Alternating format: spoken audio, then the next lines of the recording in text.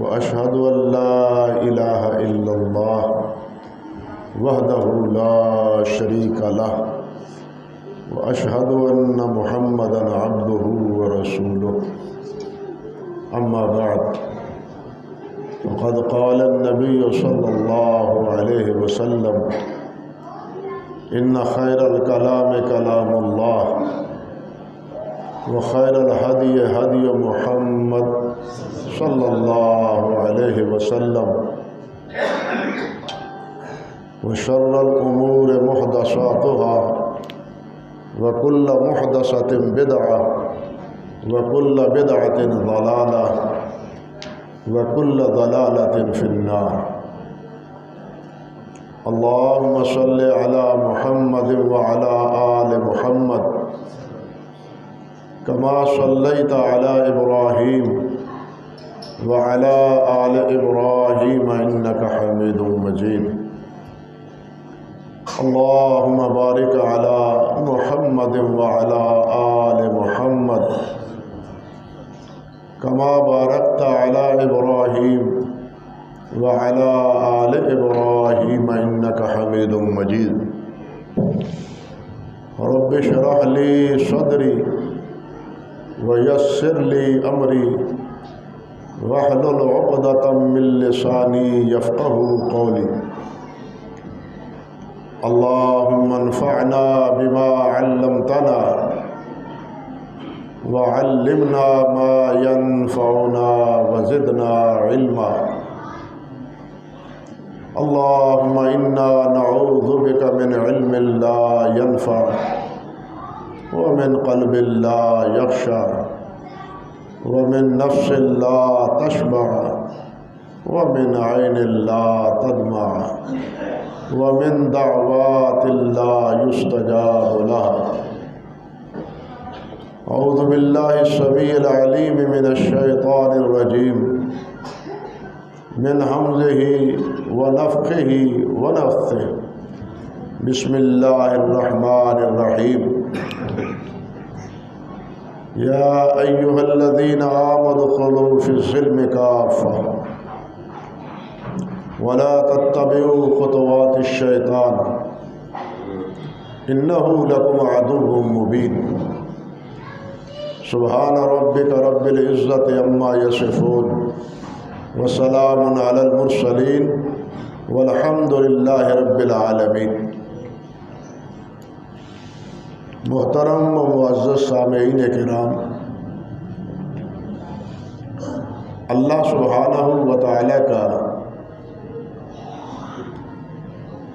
ہم پر بہت بڑا یہ احسان ہے کہ اللہ نے ہمیں سید کائنات حضرت محمد الرسول اللہ صلی اللہ علیہ وسلم کا امتی بنایا. یہ اللہ رب العزت کا بہت بڑا احسان ہے.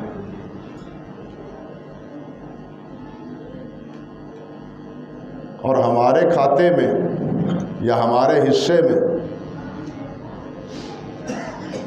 وہ آئے ہیں جو ہم سے زیادہ ہمدرد ہیں. ہمیں اپنی اتنی فکر نہیں ہے جتنی فکر ہماری اللہ کے رسول حضرت محمد الرسول اللہ کو تھی صلی اللہ علیہ وسلم.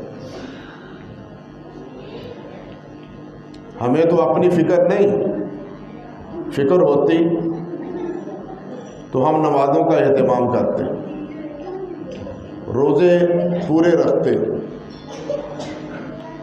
اللہ اور اللہ کے رسول کے فرامین کی تابعداری کرتے اور اللہ اور اللہ کے رسول کی نافرمانی سے اجتناب کرتے اگر ہمیں اپنے فکر ہو. لیکن ایسا محسوس ہوتا ہے کہ ہمیں اپنی فکر ہی نہیں. ہم نماز نہ پڑھیں پھر بھی پکے سچے مسلمان ہیں، روزے نہ رکھیں، زکوٰۃ نہ دیں، عشر نہ دیں، ہم پھر بھی پکے سچے مسلمان ہیں. اور اس خوش فہمی میں مبتلا ہے کہ جنت تو ہمارے لیے ہے، ہم آپ کی امت ہیں اور جنت اللہ نے ہمارے لیے بنائی، لیکن یہ خوش فہمی فقط ہماری بلا دلیل ہے۔ حضرت محمد رسول اللہ صلی اللہ علیہ وسلم، ان کو ہماری کتنی فکر تھی۔ حدیث میں آتا ہے، آپ نے ارشاد فرمایا کہ اللہ رب العزت نے اپنے انبیاء سے فرمایا کہ کوئی دعا کرو، جو بھی دعا کرو گے میں منو ان اس کو قبول کروں گا۔ سب انبیاء کرام علیہ السلام نے دعائیں کر لی، میں نے دعا نہیں کی، میں نے یہ دعا آخرت کے لیے محفوظ رکھی، اور آخرت کے لیے کن کے لیے؟ اپنی امت کے لیے۔ میں اللہ رب العزت سے عرض کروں گا کہ اللہ پاک میری دعا یہ ہے کہ میری امت کو جنت الفردوس عطا فرما، جنت عطا فرما۔ اللہ رب العزت میری دعا کو قبول کرے۔ قرآن مجید میں بھی اللہ ذو الجلال نے فرمایا وَلَسَوْفَ يُعْطِيكَ رَبُّكَ فَتَرْضَىٰ، اللہ آپ کو اتنا کچھ دے گا کہ آپ راضی ہو جائیں گے۔ اور آپ فرماتے ہیں کہ میں تو اس وقت راضی ہوں گا جب ایک بھی امتی کو جو جہنم میں اپنی نافرمانیوں کی وجہ سے پڑا ہے اس کو جہنم سے نکال کے جب تک جنت میں نہ لے جاؤں۔ بتلائیے کس کو فکر؟ اپنی بات نہیں، اپنی فکر کے بارے میں نہیں، کس کی فکر میں؟ ہماری فکر میں۔ اللہ کا شکر ہے کہ یہ نبی ہمارے حصے میں آئے، اور اللہ رب العزت نے اور نبی کریم صلی اللہ علیہ وسلم نے جو اس امت کے بارے میں فرمایا ہے وہ اس سے مستضاد ہے۔ اسی امت کا یہ شرف ہے، یہ فضل ہے کہ ان میں 70,000 بغیر حساب کے جنت میں جائیں گے۔ صحابہ کرام نے عرض کیا حضور یہ تو بہت تھوڑی تعداد ہے۔ ایک روایت میں ہے کہ پھر ہر ایک کے ساتھ 70,000، ہر ایک کے ساتھ 70,000 اور ہر ایک کے ساتھ 70,000 بغیر حساب کے۔ اللہ سبحانہ و تعالی ان خوش قسمتوں میں ہمارا نام لکھ دے، ہم گناہ گاروں کا۔ وَلَيْسَ ذَلِكَ عَلَى اللَّهِ بِعَزِيزٍ، اللہ تعالیٰ کے لیے یہ کوئی مشکل نہیں، اور نہ ہی اللہ ذو الجلال سے کوئی پوچھنے والا ہے کہ اللہ ان گناہ گاروں کو بغیر حساب کے کیوں جنت میں بھیج دیا۔ اللہ کو کوئی پوچھنے والا نہیں۔ لا يُسْأَلُ عَمَّا يَفْعَلُ وَهُمْ يُسْأَلُونَ۔ اللہ کسی سے کوئی بھی اللہ ذو الجلال سے سوال نہیں کرتا یا کر سکتا۔ اللہ جو چاہے گا، جس سے چاہے گا سوال کرے، حتیٰ کہ فرشتوں سے بھی سوال ہوگا، حتیٰ کہ انبیاء سے بھی سوال ہوگا، امتوں سے بھی سوال ہوگا، بادشاہ سے بھی سوال ہوگا، فقیروں سے بھی اور اغنیاء سے بھی سوال ہوگا۔ سب سوالوں کا تذکرہ احادیث مبارکہ میں موجود ہے۔ اللہ اکبر کبیرہ۔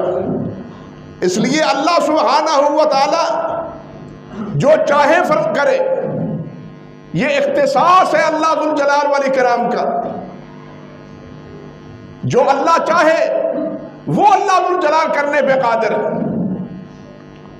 اور پھر ان 70,000 میں وہ بھی ہیں، آپ نے ارشاد فرمایا کہ جنت کی 120 صفیں ہوں گی جنتیوں کی، اہل جنت کی 120 صفیں ہوں گی، جن میں سے 80 صفیں میری امت کے افراد کی ہوں۔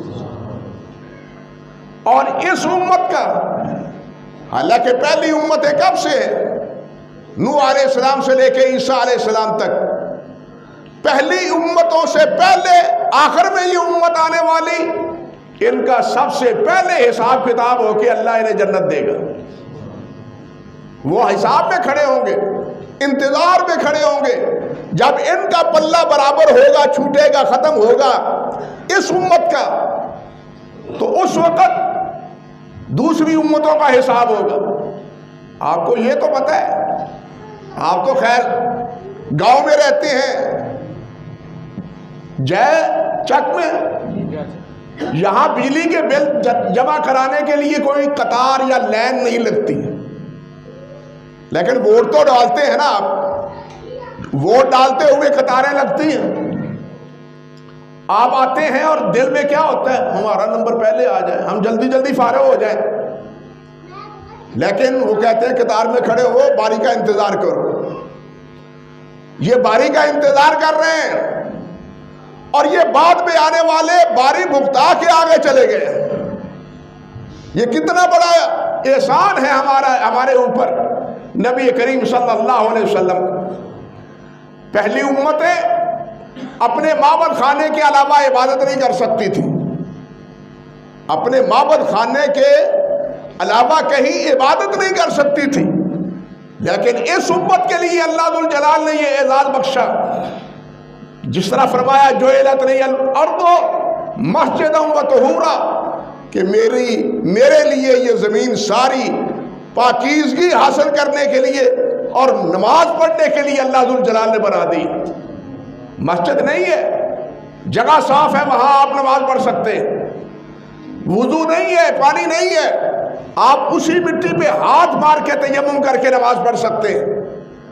پہلی امتوں کے لیے اگر کپڑے پر نجاست لگ جاتی تو کپڑے کو کاٹنا پڑتا تھا.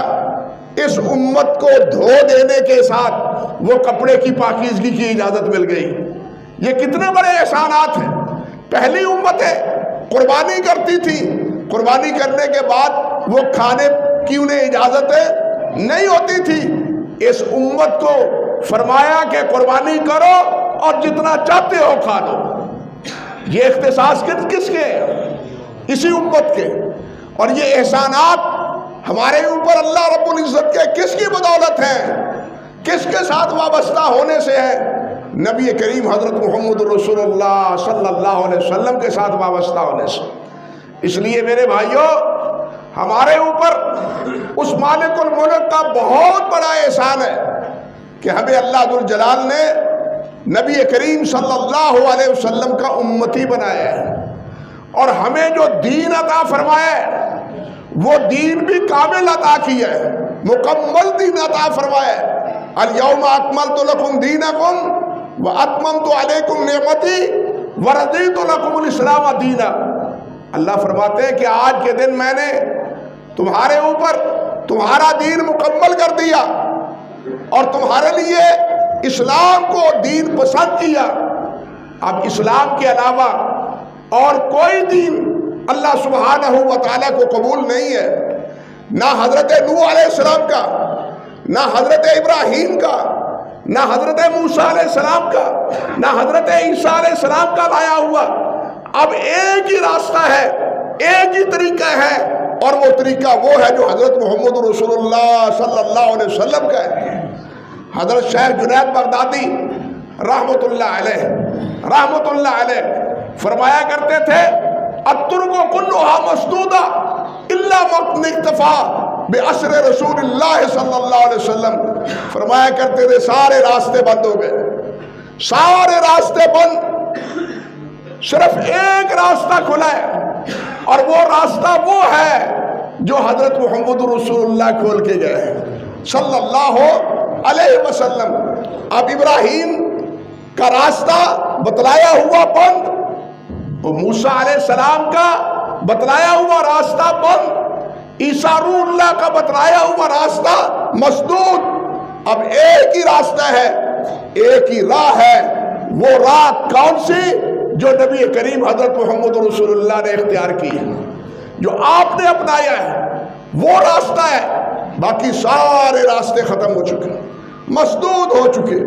اسی پر ہمیں کانے رہنا چاہیے. یہی دین ہے اور یہی اسلام ہے. اللہ سبحانہ و تعالیٰ نے اسی کے بارے میں فرمایا ہے، یا ایھا الذین آمنوا ادخلوا فی السلم کافہ. ایمان والو، اسلام میں کامل داخل ہو جاؤ، اسلام میں کامل داخل ہو جاؤ. اللہ یہ نہیں چاہتے کہ انسان آدھا تیتر آدھا بٹھیر بنا رہے، آدھا مسلمان اور آدھا منافق بنا رہے. اللہ ذوالجلال چاہتے ہیں یہ پکا مسلمان بنے. اللہ یہ چاہتے ہیں پکا مسلمان بنے. میں آپ سے پوچھتا ہوں، تفصیل کی گنجائش نہیں ہے، میں آپ سے پوچھتا ہوں، ہم کہتے ہیں ہم مسلمان ہیں ہم مسلمان ہیں، اسلام کو ہم اپنائے ہوئے ہیں. ہمیں سوچنا چاہیے کہ ہم مسلمان ہیں. مسلمان اللہ کے نبی نے کس کو کہا ہے؟ صلی اللہ علیہ وسلم. اسلام کے لیے اللہ کے رسول صلی اللہ علیہ وسلم نے کیا بات ارشاد فرمائی ہے؟ حدیث جبرائیل میں نبی علیہ السلام سے پوچھا گیا کہ حضور بتلائیے مال اسلام، مال اسلام، اسلام کیا ہے؟ کیا مسلمان کون ہے؟ تو کیا فرمایا تھا آپ نے؟ شہادت اللہ الہ الا اللہ واشہد ان محمد عبدہ ورسولہ واقام الصلاۃ وایتاء الزکوٰۃ وصوم رمضان وحج البیت من استطاع الیہ سبیلا. مسلمان وہ ہے، اسلام یہ ہے کہ پہلے تو گواہی دو کہ اللہ کے علاوہ کوئی الہ نہیں، محمد اللہ کے رسول ہے، محمد اللہ کے رسول ہے صلی اللہ علیہ وسلم.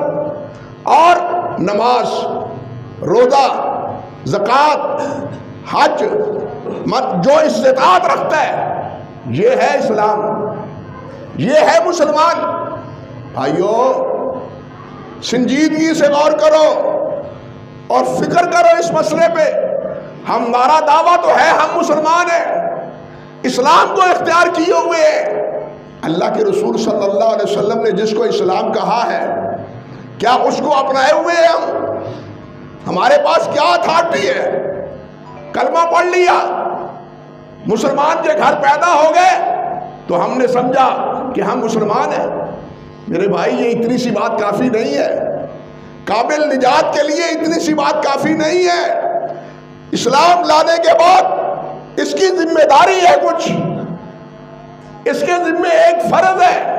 وہ کیا کہ نماز، کلمہ پڑھ لینے کے بعد، اسلام کا اقرار کر لینے کے بعد اب سب سے پہلے کیا بات ہے؟ نماز کی. اور نماز بھی 5 وقت کی. یہ نہیں کہ صبح کی یہ شام کی پڑھ لی اور باقی نمازوں کو چھٹی، نہیں، 5 وقت کی نماز. اسی طرح زکوٰۃ، عشر، اور اسی طرح رمضان کے روزے، اور اسی طرح کیا ہے؟ حج بیت اللہ. ہم یہ سارے فرائض اور اسلام کی یہ ساری علامات کیا اپنائے ہوئے ہیں؟ اختیار کیے ہوئے ہیں؟ اگر اختیار کیے ہوئے ہیں تو باعث مبارک ہے. اگر اس میں نقصان ہے، کمی کوتاہی ہے، تو ہمیں اپنے اسلام پر، اپنے آپ پر فکر کرنی چاہیے، غور کرنا چاہیے کہ ہم کیسے مسلمان ہیں.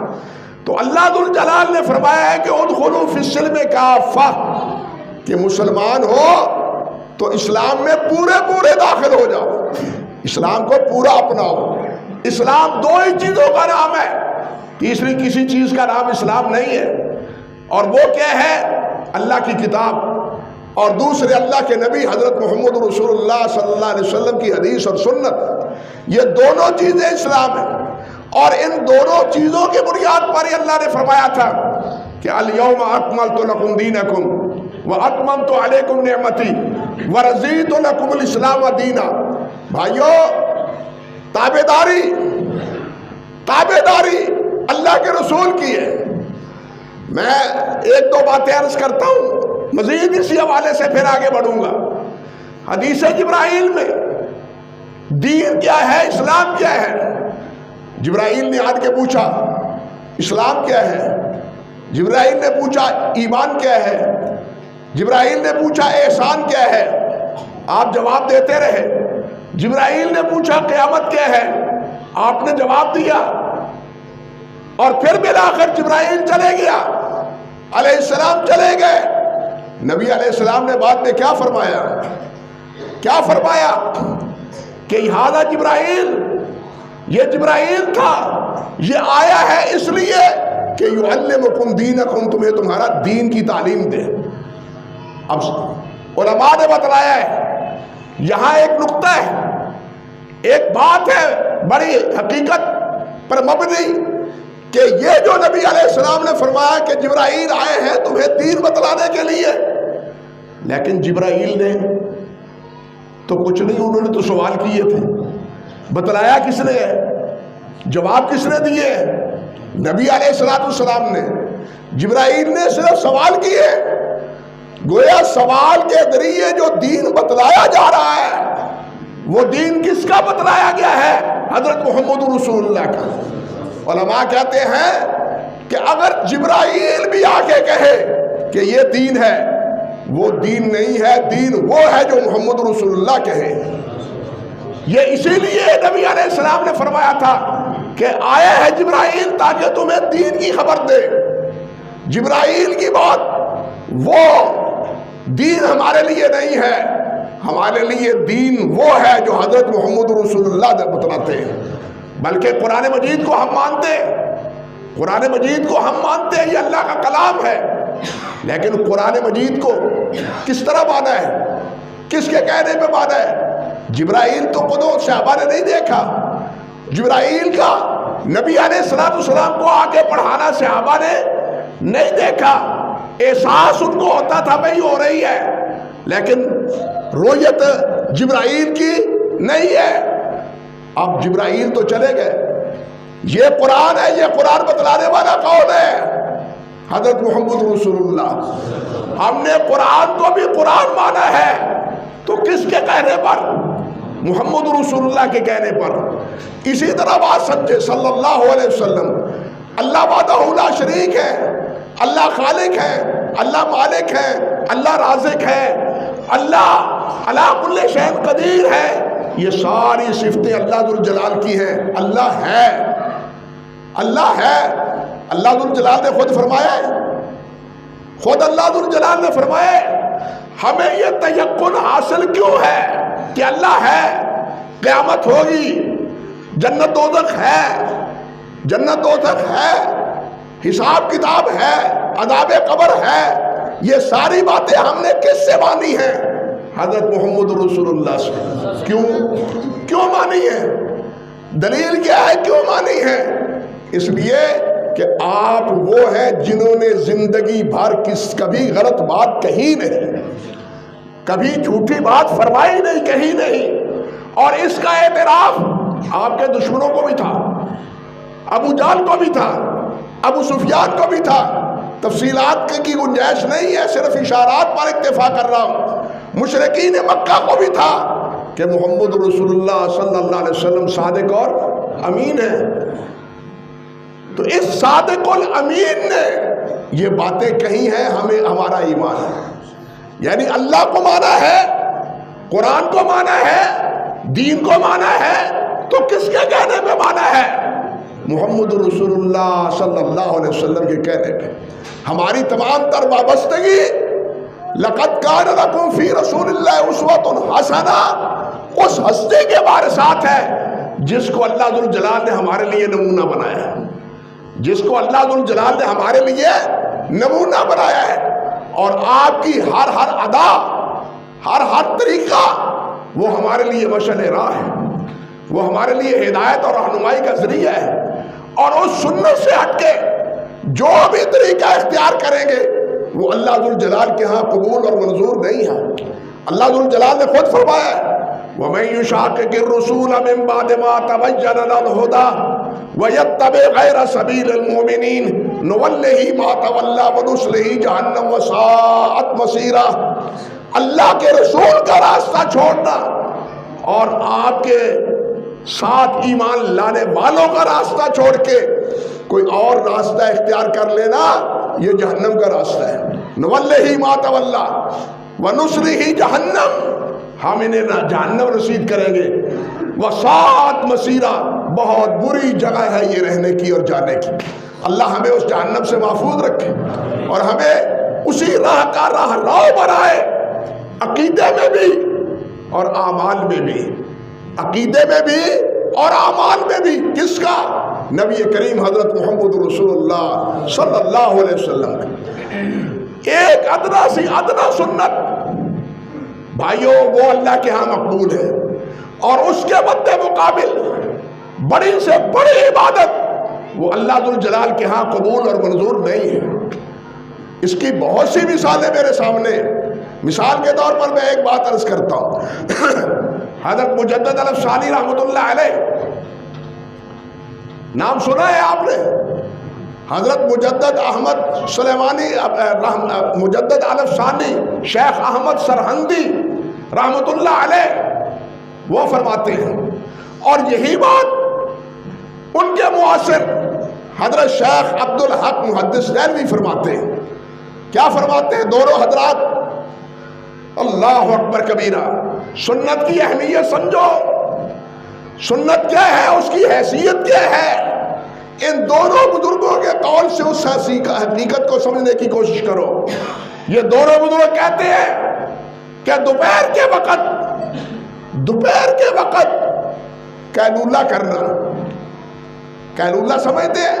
دوپہر کے وقت کچھ آرام کرنا نبی علیہ السلام کا طریقہ تھا۔ آپ کچھ وقت آرام فرماتے تھے۔ فرماتے ہیں ایک آدمی قیلولہ کرتا ہے نبی صلی اللہ علیہ وسلم کی سنت کے مطابق، اور دوسرا آدمی اتنے وقت میں نوافل پڑھتا ہے، نماز پڑھتا ہے۔ اب آپ بتلائیے نماز کتنی بڑی عبادت ہے، نماز کتنی، نوافل کتنی بڑی عبادت ہے۔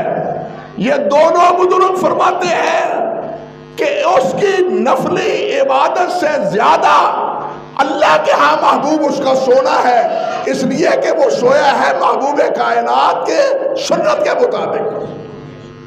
اس کا سونا زیادہ بہتر ہے، وہ زیادہ افضل ہے نفل پڑھنے سے۔ اب نفلوں میں کیا ہے؟ قرآن ہے، تسبیحات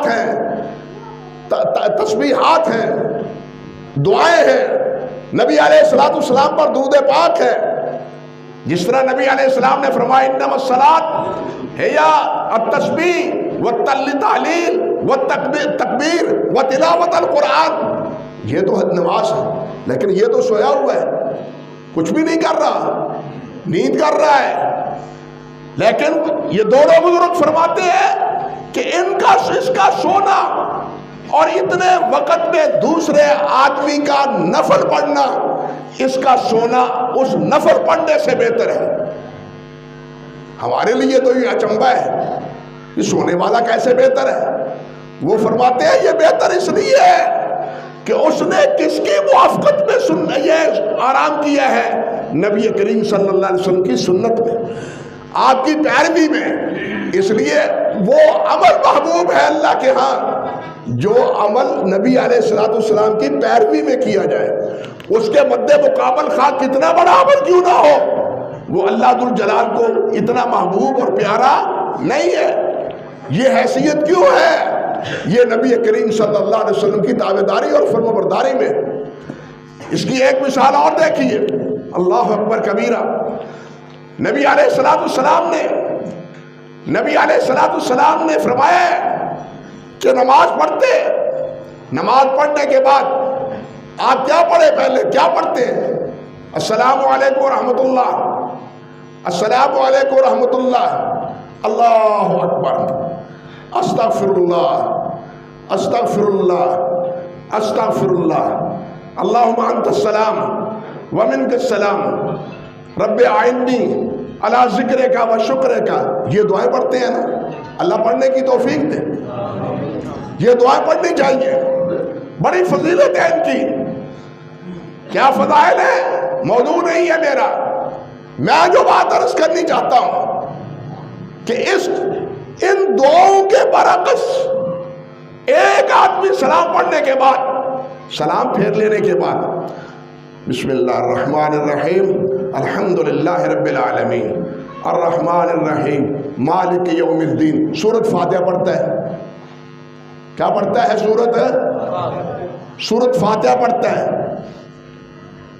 اب علماء سے پوچھئے، شیخ صاحب بیٹھے ہیں، حافظ ابن قیم نے لکھا ہے اور دوسرے علماء نے بھی کہ جتنی تسبیح و تحلیل اور تکبیرات ہیں ان سب سے افضل قرآن مجید کی تلاوت ہے، اور قرآن مجید کی تلاوت بھی وہ جو نماز میں کی جائے، سب سے افضل وہ ہے قرآن مجید کی تلاوت۔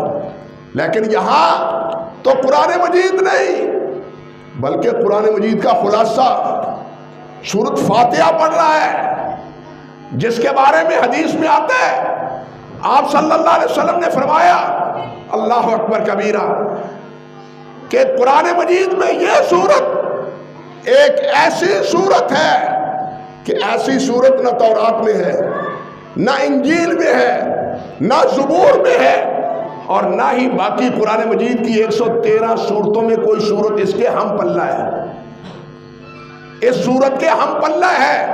یہ ایسی سورت ہے، اور یہی سورت ایسی ہے کہ جس کے بارے میں فرمایا کہ اس کے پڑھے بغیر نماز نہیں ہوتی، لا صلاۃ الا بفاتحۃ الکتاب۔ یہ کیوں نہیں ہوتی؟ یہ اپنی جگہ ایک مسئلہ ہے، اس کے دلائل کیا ہے؟ اپنی جگہ یہ مسائل ہے۔ میں یہ صرف عرض کرنا چاہتا ہوں کہ سورۃ فاتحہ پڑھتا ہے، نماز کے بعد سورۃ فاتحہ شروع کر دیتا ہے، تو کیا جی اس کو سورۃ فاتحہ پڑھنے میں کوئی ثواب نہیں ملے گا؟ قرآن پڑھا ہے اس نے، قرآن کا ایک حرف اس کی کتنی نیکیاں ہیں؟ 10 نیکیاں۔ سورۃ فاتحہ کے کتنے حروف ہیں؟ کتنی نیکیاں اس کو ملے گی؟ لیکن آپ حیران ہوں گے، اب کان کھول کے سنیے، آپ حیران ہوں گے۔ حوالہ اس فقیر کے ذمے ہے، نہ دکھا سکے تو جو چاہے سزا دے۔ علامہ ابن نجیم نے الاشباح والنظائر میں لکھا ہے کہ نماز کے بعد سورۃ فاتحہ پڑھنا مکروہ ہے۔ کیوں مکروہ ہے؟ قرآن پڑھنا مکروہ ہے؟ مولوی صاحب کیا کہہ رہے ہو؟ اور قرآن پڑھنا مکروہ ہے، قرآن سے روکتے ہو؟ مسئلہ ہے نا، مولوی یہ اہل حدیث قرآن نہیں پڑھنے دیتے، اور قرآن پڑھنے کے بھی مواقع اور محل ہیں، ہر جگہ اپنی مرضی اور اپنی منشا سے نہیں۔ جہاں جو پڑھنے کا اللہ کے رسول نے حکم دیا ہے وہاں وہی پڑھنا افضل ہے، وہاں قرآن پڑھنا افضل نہیں۔ فرماتے ہیں علامہ ابن نجیم اس لیے کہ نماز کے بعد نبی علیہ السلام نے سورۃ فاتحہ نہیں پڑھی، بلکہ یہ تسبیحات پڑھی ہے، قرآن پاک نہیں پڑھا، سورۃ فاتحہ آپ نے نہیں پڑھی، بلکہ کیا پڑھی ہے؟ یہ تسبیحات نبی علیہ السلام نے پڑھی ہے۔ اب قرآن اور سورۃ فاتحہ ان تسبیحات سے فضیلت کے اعتبار سے کہیں بلندر ہے، لیکن یہ کیوں کہتے ہیں یہ مکروہ ہے؟ مکروہ سمجھتے ہیں جس میں کراہت ہو۔ مولوی صاحب قرآن پڑھنے سے مجرم بن جاتا ہے، مکروہ کام کرتا ہے، ناجائز کام کرتا ہے قرآن مجید پڑھنا؟ جی ہاں۔ کیوں؟ اس لیے کہ اس نے جہاں پڑھا ہے سنت کے مطابق نہیں پڑھا۔ سنت وہاں کچھ اور کرنے کا ہے، طریقہ وہاں اللہ کے رسول کا کچھ اور ہے، اور یہ کچھ اور کر رہا ہے۔ او بھائیو، ہمارے اعمال کی اس عمل کی قدر ہے جو عمل محمد رسول اللہ کی پیروی میں ہو، اس سے ہٹ کے جو بھی عمل کوئی کرے اللہ رب العزت کے ہاں وہ مقبول اور قبول نہیں ہے۔ کتنی مثالیں عرض کروں، ایک مثال اور سن لیجئے۔ حدیث میں آتا ہے نبی علیہ السلام نے فرمایا ہے رکعت الفجر خیر من الدنیا وما فیہا۔ صبح کی 2 رکعتیں فرض نہیں، فرض نماز نہیں، 2 سنتیں جو صبح سے پہلے پڑھتے، جو صبح کی نماز سے پہلے پڑھتے، فرمایا رکعت الفجر خیر من الدنیا وما فیہا، یہ دنیا وما فیہا سے بہتر ہے۔ ایک طرف ساری دنیا کا ساز و سامان اور ساری دنیا کے زیورات، سونا چاندی جواہرات اور موتی اکٹھے کر دیے جائے، اور دوسری طرف یہ 2 رکعتیں ہوں، اللہ کے نزدیک ان 2 رکعتوں کی محبوبیت ہے، پورے سیم و زر کی کوئی حیثیت نہیں۔ یہ قدر و منزلت ہے صبح کی 2 سنتوں کی، لیکن یہ کب؟ جب وقت پہ پڑھی جائے۔ اور حدیث بھائیوں، جب وقت پہ پڑھی جائے، نماز سے پہلے پڑھی جائے، بعد میں تو قضا ہے، بعد میں تو قضا ہے، ادا نہیں ہے۔ یہ جب ادا کرے اپنے وقت پر اس وقت اس ثواب کا اور اس حدیث کا کیا ہے؟ مصداق۔ اب سوال یہ پیدا ہوتا ہے کہ اتنی بابرکت سنتیں، اتنی بابرکت یہ 2 رکعتیں، اس میں کیا پڑھتا ہے؟ علماء بتراتے ہیں، حدیث میں آتا ہے کہ نبی علیہ السلام پہلی رکعت میں قل یا ایھا الکافرون پڑھتے تھے اور دوسری رکعت میں قل ھو اللہ احد پڑھتے تھے۔ اب ایک آدمی وہ ہے جو پہلی رکعت میں قل یا ایھا الکافرون کی بجائے کوئی بڑی سورت پڑھتا ہے، کوئی بڑی سورت پڑھ لیتا ہے، اور دوسری رکعت میں بھی قل ھو اللہ کی بجائے کوئی بڑی سورت پڑھ لیتا ہے، تو پھر کیا اس کو ثواب زیادہ ملے گا؟ کیونکہ اس نے قرآن زیادہ پڑھا ہے۔ نبی علیہ السلام نے فرمایا افضل الصلاۃ طول القنوت، افضل نماز وہ ہے جس میں قیام لمبا ہو، افضل نماز وہ ہے جس میں قیام لمبا ہو، جس میں قرآن زیادہ پڑھا جاتا ہو، وہ نماز افضل ہے۔ اب اس حدیث کے پیش نظر یہ صبح کی 2 رکعتوں میں لمبی سورت پڑھتا ہے، سورت نبا پڑھ لیتا ہے، سورت نازیات پڑھ لیتا ہے، اور سورت اعلیٰ یا کوئی اور سورت جو ان دونوں سے بڑی ہے وہ پڑھ لیتا ہے، لیکن کیا اس کا یہ زیادہ قرآن پڑھنا اس کے لیے زیادہ اجر و ثواب کا باعث ہے؟ کوئی فقہ و فتاویٰ کی کتاب اٹھائے وہ کہتے ہیں نہیں، وہ کہتے ہیں نہیں۔ کیوں؟ اس لیے کہ یہاں اللہ کے رسول نے مختصر صورتیں پڑھی ہیں، لمبی صورتیں نہیں پڑھی، اس لیے صبح کی صورتوں میں زیادہ قرآن پڑھنا، اس کی بجائے یہ مختصر 2 صورتیں نبی علیہ السلام کی پیروی میں یہ پڑھنا افضل ہے اور زیادہ اجر و ثواب کا باعث۔ کیوں بھائی؟ عمل زیادہ ہے یا تھوڑا ہے؟ عمل تھوڑا ہے، زیادہ لمبی صورتیں پڑھنے والوں کا عمل زیادہ ہے۔ اب زیادہ عمل اجر و ثواب کا باعث نہیں ہے، تھوڑا عمل اجر و ثواب سے بڑھ رہا ہے۔ کس وجہ سے؟ کس سبب سے؟ کہ یہ نبی علیہ السلام کے ساتھ ملا ہوا ہے، یہ نبی علیہ السلام کے طریقے کے ساتھ کیا ہے؟ ملا ہوا ہے۔ میرے بھائیوں، اصل چیز آپ کے عمل سے موافقت ہے۔ اگر آپ کے عمل سے موافقت نہیں ہے تو یاد رکھیے جو بات مرضی آپ کرتے رہیں اللہ رب العزت کے ہاں وہ مقبول اور قبول نہیں ہے۔ بلکہ یہاں تک کہ اگر کوئی عمل آپ کرتے ہیں، کوئی عمل آپ کرتے ہیں اور آپ نے اس کے برعکس ایک بات ارشاد فرمائی یقین، مثال کے طور پر موطا امام مالک میں، صحیح بخاری اور اپنے مسند امام احمد ابو داود میں حضرت ابو سعید ابن معلّہ رضی اللہ تعالی عنہ کی روایت فرماتے ہیں، اور یہی روایت حضرت ابی ابن کعب رضی اللہ تعالی عنہ سے بھی ہے۔ فرماتے ہیں کہ میں مسجد نبوی میں داخل ہوا، نبی علیہ السلام تشریف فرما تھے، میں آیا 2 رکعتیں پڑھنے لگا، نماز پڑھنے لگا۔ اسی اثناء میں نبی علیہ السلام نے فرمایا یا ابا سعید، یا ابا سعید، میں سن رہا ہوں، نماز پڑھتا ہوں۔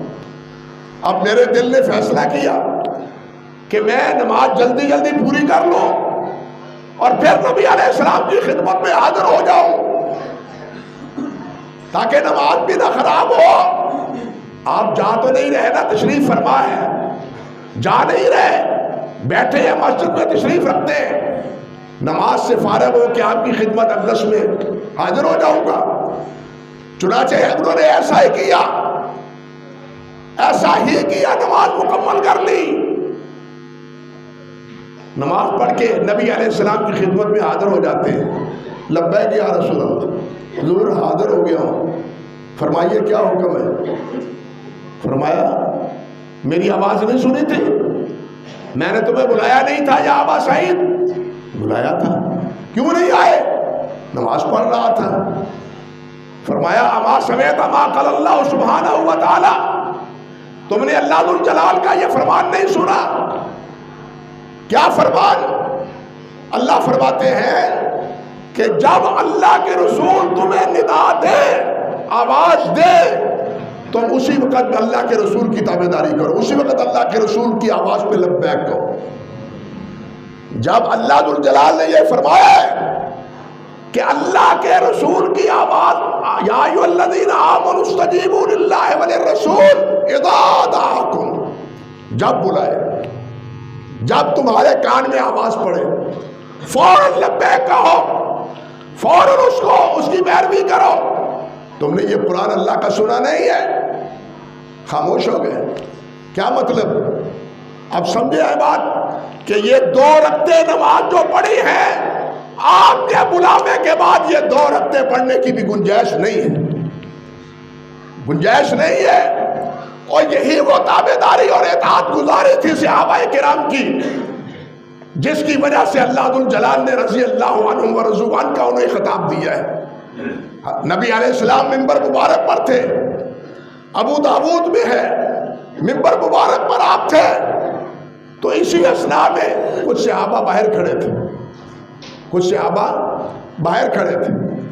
آپ نے ارشاد فرمایا اجلسو، بیٹھ جاؤ۔ صحابہ بیٹھ گئے۔ حضرت عبداللہ ابن مسعود رضی اللہ تعالی عنہ، وہ 1 قدم دہلیز کے اندر ہے اور 1 قدم دہلیز کے باہر ہے، یوں سمجھے، 1 قدم دہلیز کے اندر اور دوسرا قدم دہلیز کے باہر۔ عبداللہ ابن مسعود رضی اللہ تعالیٰ عنہ نے اتنی جرت نہیں کی کہ پچھلا قدم اٹھا کے اگلے پاؤں کے ساتھ ملا لوں اور پھر بیٹھ جاؤں۔ اطاعت ہوئی نا، فرما بردار ہوئی نا، یہ ہے فرما برداری، یہ ہے تابعداری، یہ ہے اطاعت گزاری۔ اتنی ہمت نہیں اب اجلسو سننے کے بعد کہ پچھلا قدم اٹھا کے کیا ہے اگلے قدم سے ملا، بلکہ ایک صحابی بازار میں آ رہے تھے، گلی میں، سپیکر تو اس وقت تھے نہیں، لیکن نبی علیہ السلام جب خطبہ ارشاد فرماتے تھے آپ کی آواز بلند ہو جاتی تھی، اعلیٰ صوت، اعلیٰ صوت، آپ کی آواز بلند ہو جاتی تھی تاکہ سب سامعین تک پہنچے۔ اللہ اکبر کبیرہ، عجیب بات ہے، سب تک پہنچانے کا کام کس کے ذمہ ہے؟ میرے اللہ کے، میرے اللہ کے۔ حضرت جابر فرماتے ہیں حجۃ الوداع کے موقع میں آپ نے خطبہ ارشاد فرمایا مینا میں، اور ہم اپنے اپنے کیمپوں میں تھے، ہم اپنے اپنے کہاں تھے؟ کیمپوں میں، اور ہم آپ کی آواز اسی طرح سن رہے تھے جس طرح پاس بیٹھے ہوئے ساتھی سن رہے تھے۔ آپ بول رہے تھے، اللہ رب العزت آواز کو پہنچا رہے تھے، آواز کو پہنچا رہے تھے۔ پہنچانا کس کا کام ہے؟ اللہ ذو الجلال کا۔ اور ابراہیم نے بھی تو کہا تھا کہ یا اللہ میں آواز دوں کہ حج کے لیے آؤ، میری آواز تو پہاڑوں سے ٹکرا کے پیچھے رہ جائے گی۔ اللہ نے فرمایا ابراہیم ہوکا تم دو، بلاوا تم دو، ان کے کانوں تک ارواح تک پہنچا دینا میرا کام ہے۔ سنا ہے نا آپ نے، پہنچانے والا سنانے والا میرا اللہ ہے۔ تو نبی علیہ السلام جمعے میں یہی بات فرماتے ہیں۔ ایک صحابی گلی میں آ رہے ہیں، گلی میں آ رہے ہیں، انہوں نے جب سنا اجلسو، وہ گلی میں بیٹھ گئے، وہی بیٹھ گئے۔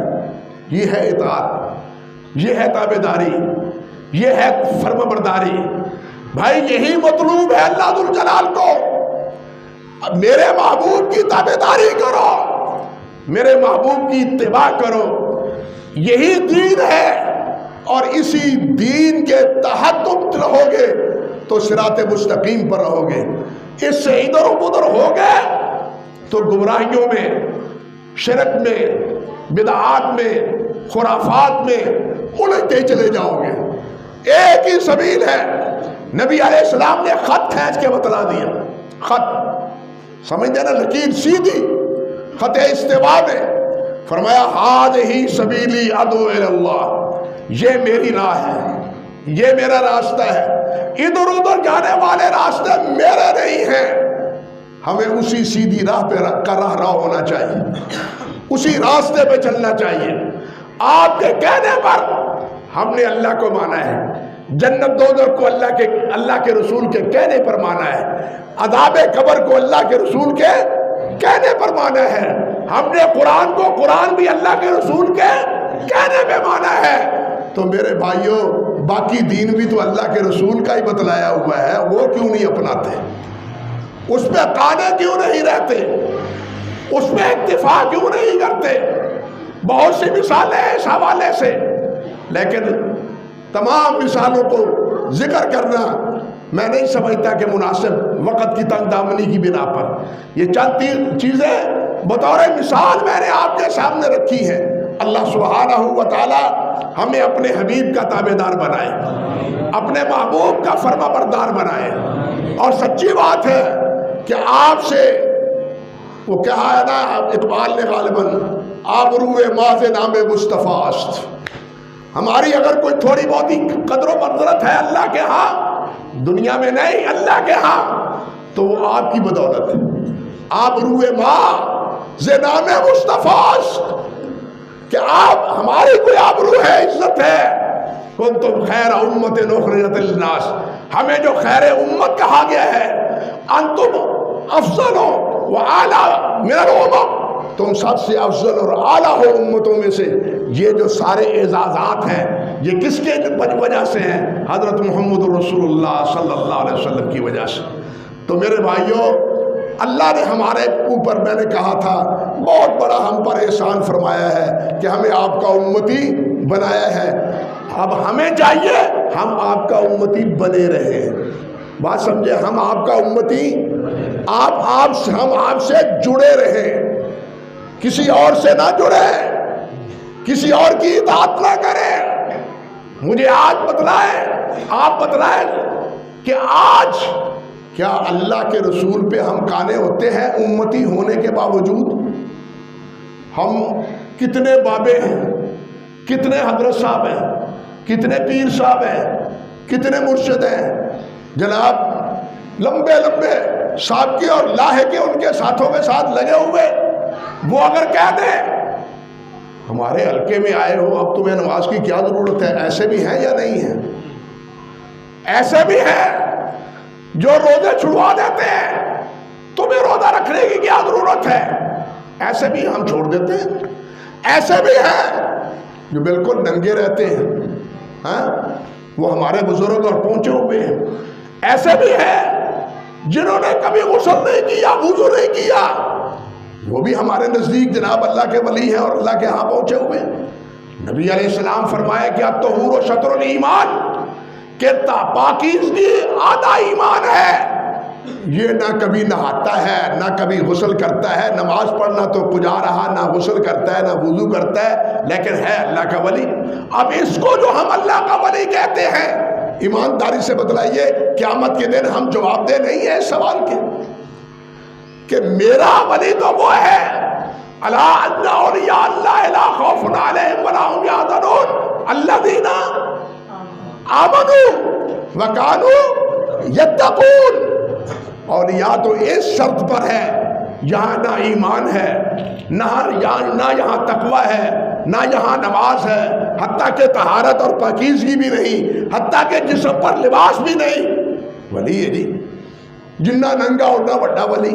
انا للہ و انا الیہ راجعون۔ ہمیں سوچنا چاہیے کن گمراہیوں میں ہم پھنستے چلے جا رہے ہیں۔ اللہ اس قسم کی گمراہیوں سے ہمیں بچائے، اور ہمیں اللہ اپنے حبیب سے ہی جڑا رہے۔ وہ ان سے جڑیں گے تو قیامت کے دن بات بنے گی، اگر کسی اور سے جڑو گے تو پھر قیامت کے دن سفارش کون کرے گا؟ کسی اور سے جڑو گے تو جڑے رہیں کس سے؟ نبی کریم صلی اللہ علیہ وسلم سے۔ اللہ ہمیں اس کی توفیق دے۔ وآخر دعوانا ان الحمد للہ رب العالمین۔